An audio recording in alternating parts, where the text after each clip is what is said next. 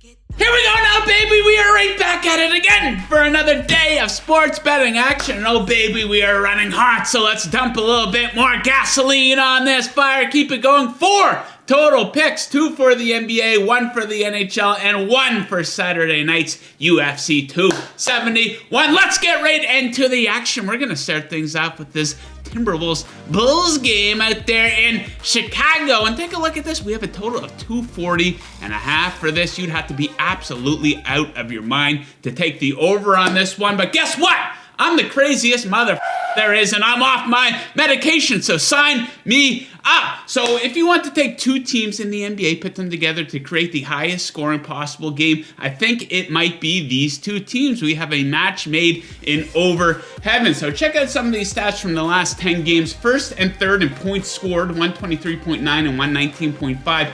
versus 26th and 25th in points allowed, both coming in right around 117. Combine that with Minnesota ranking first overall in pace in this span. These teams are going to be zipping up and down that floor, scoring a lot of points. Now, you might be scared of this high number, 240.5, but you shouldn't be. This is the norm for these teams here. Nothing out of the ordinary. So the total's gone over in 7 of the Timberwolves' last 8 games. Average combined score, 242.62.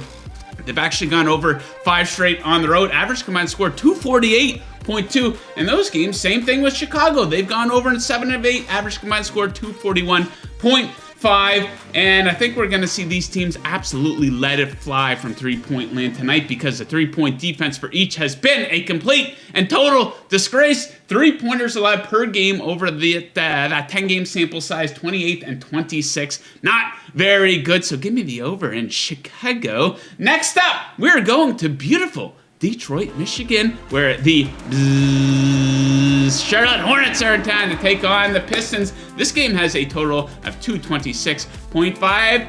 Boom! We are going to take the under on that one. So god-awful shooting from each of these teams recently. EFG percentage over the last 10 games, 30th versus 27th, 26th and 28th in points per 100 possessions. Now take a look at the Pistons. They have such a low floor for scoring, right? 29th in points per game in the NBA at 102.2. And it's not rare to see them score fewer than 100 points. It happens all the time. So check this out. Stat of the night. They are in the second game of a back-to-back. The Pistons are 7 times out of 9 games in the second of a back-to-back, they've scored 101 or fewer points. And my final point on this one is that the odds makers have been way off on these totals for the Charlotte Hornets. You know, they're being profiled as an over team, often seeing their totals in the mid to high 220s like we're seeing in this game. However, the offense is struggling, and it has been for a while, and as a result of that, these totals are way too high. And as a result of that, they've gone under in 18 of their last 24 games. More recently, the total's gone under in 6 straight games for the Charlotte Hornets. Average combined score just 210.83. So I do like this one to go under 226.5, and I like it quite a bit. Next up, we're going to hit the ice for a little bit of underdog action. That's right. I'm going to take the Seattle Kraken to go up to Anaheim and crack the Ducks right over the head. Plus 138. Great number on Seattle, who has a major defensive advantage in this game. Take a look at the last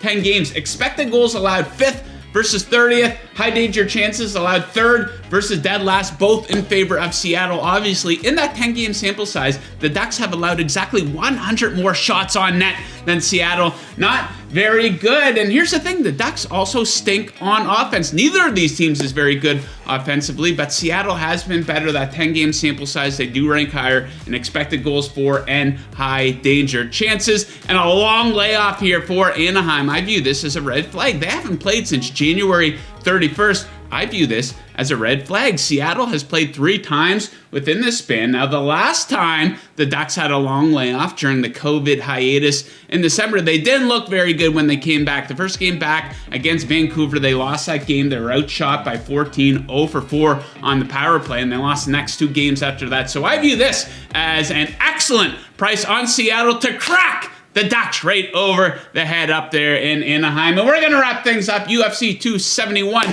main event. The middleweight title is on the line. Israel Adesanya defending against Robert Whittaker. I'm going to take this fight to go to decision, coming in at -120.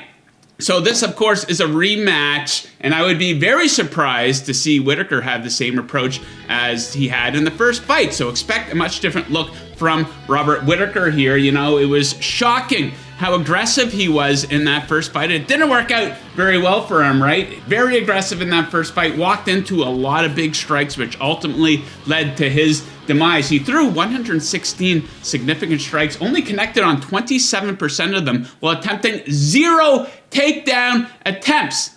Brutal. That is not a recipe for success versus Israel Adesanya. So what have we seen from Whittaker since? Well, he's mixing in the takedown attempts a lot more. We've seen 22 takedown attempts in the 3 fights since that loss. 3 pretty convincing wins for him in that span. So it is working for him pretty good. And that's very interesting because the 3 fights leading into the first Adesanya fight, he attempted just 1 takedown. So don't expect a kickboxing match this time around, right? Whittaker will try to make this thing look dirty. A lot of tie-ups, a lot of time being pressed up against the cage, hopefully, and more takedown attempts, which will suck up a lot of clock. Both of these guys are absolute decision machines as well. 5 of Whittaker's last 6 have gone to the scorecards, including 4 5-rounders. 5 of Adesanya's last 7 have gone to decision, including 4 5-rounders. So expect patience for these guys, and a long shot bet that I like for this fight, a little sprinkle on Robert Whittaker to win by decision, coming in